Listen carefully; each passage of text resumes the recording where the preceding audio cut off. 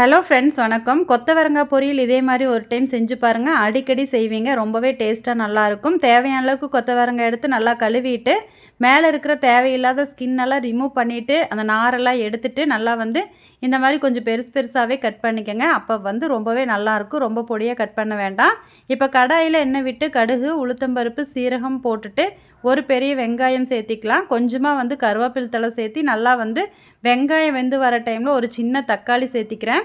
தக்காளியும் ஓரளவுக்கு வெந்து வர டைமில் நம்ம கட் பண்ணி வச்சு இந்த காயை சேர்த்திக்கலாம். காய் வேகிறதுக்கு முன்னாடி கொஞ்சமாக மஞ்சள் தூள், உப்பு, கொஞ்சம் தனி மிளகாய் பொடி போட்டு நல்லா மூடி வச்சிட்டோன்னா ஒரு 10 நிமிஷத்தில் காய் வெந்துடும். வெறும் கடாய் அடுப்பில் வச்சு கொஞ்சமாக அரிசி போட்டு அரிசி நல்லா பொரிய விட்டு அதை மிக்ஸி ஜாரில் நல்லா ட்ரையாக அரைச்சிக்கலாம். இப்போ நல்லா பொரிஞ்சு வந்துருச்சு பாருங்கள். இது மிக்ஸி ஜாரில் போட்டு நல்லா ட்ரையாக அரைச்சி காய் வெந்ததோடனையும் போட்டு தேங்காய் பூ போட்டு கலரி இறக்குங்க. காய் ரொம்ப டேஸ்ட்டாக நல்லாயிருக்கும். Bye friends.